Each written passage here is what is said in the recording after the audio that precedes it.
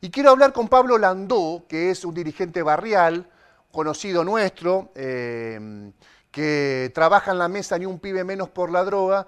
Le comentaban ayer y hoy también charlábamos vía mensaje con Pablo que este tema se pone poco en la agenda y que y bueno, que me interesa escuchar su opinión como conocedor más directo de esta problemática, de esta tragedia que es la presencia del narco en los barrios. ¿Cómo te va, Pablo? Buenas noches. Hola Héctor, ¿cómo estás? Buenas noches para vos y tu audiencia. Bueno, gracias por conectarte bueno, me gustaría saber tu opinión de esto que venimos charlando. Mira, primero la verdad que gratamente sorprendido por los fundamentos de ese fallo. Me compartiste esa información.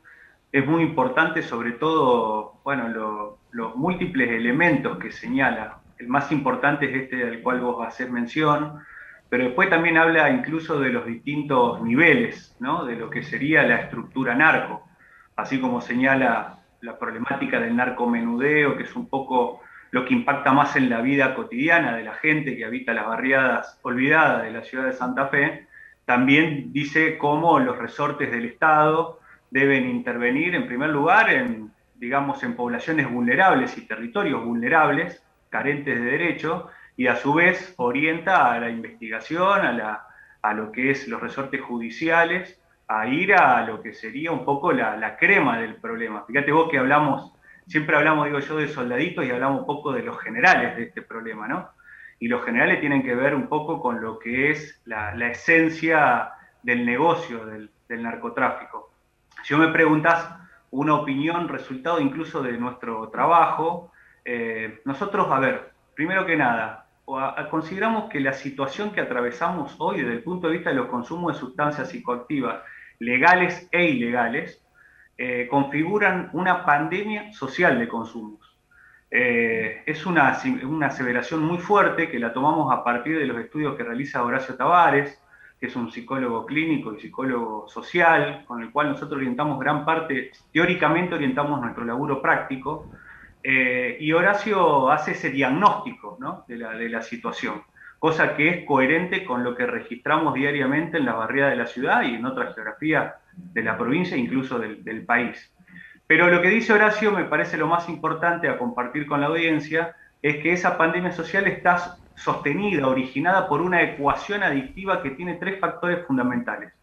Uno tiene que ver con los efectores adictivos, es decir, con el narcotráfico, con ese complejo entramado industrial, bancario, mafioso, que está vinculado directamente a enormes recursos que alimentan este sistema capitalista, que está vinculado directamente al lavado de los activos, al lavado de dinero, y que son los que nunca aparecen, son los que comparten tajada grande con la corrupción política, judicial, policial, y que son los que están detrás, digamos, son los que son los responsables de la oferta de esta masiva cantidad de sustancias que se ponen en manos de una población cada vez más sufriente.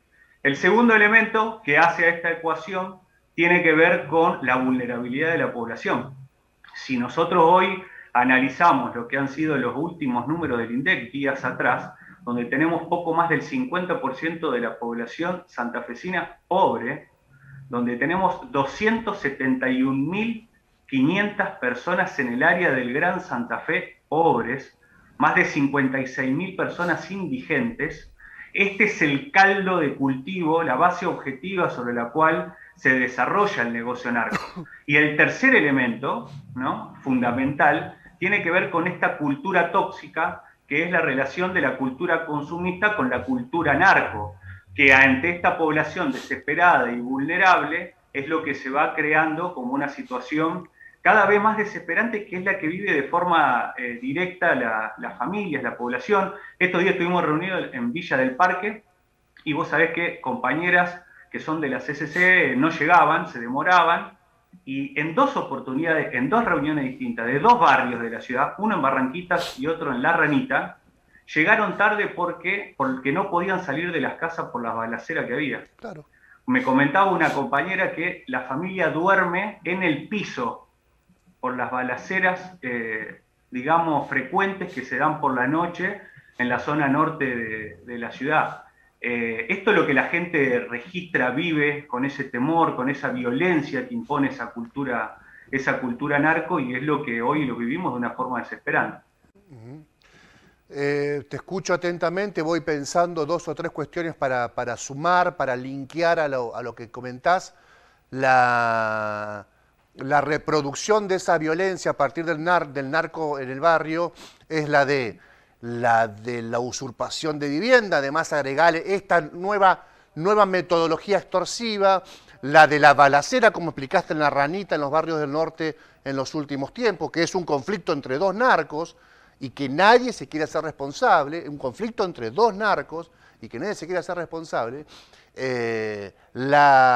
el problema de la adicción, que lo describías recién de manera contundente, ¿pensás que hay, más allá de la política de las instituciones barriales como la tuya, hay un registro, el diagnóstico estoy seguro, pero hay un registro para empezar a hacer algo de la política en general sobre este tema?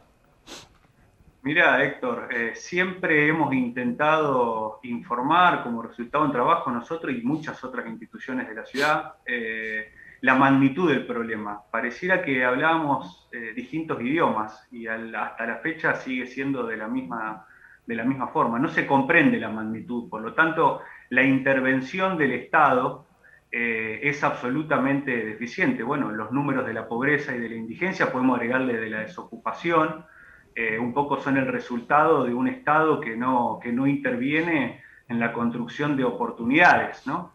Creo que una de las formas inmediatas de comenzar a revertir esto es cómo se aumentan esos presupuestos. Estamos en días donde se está discutiendo el presupuesto de la provincia, y vos mirás los números más gruesos, y no es que se duplica o se triplica la intervención en materia de ese Ministerio de Trabajo, de Deportes, de Cultura, ¿no? De Salud.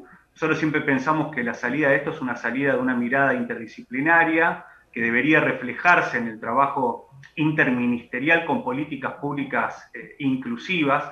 Hay que tratar de oponerle, yo decía, esta cultura narco, esta cultura tan, incluso para población desesperada, como salida, como laburo. Más de una vez cuando hablas con los pibes, te presentan la venta de droga o el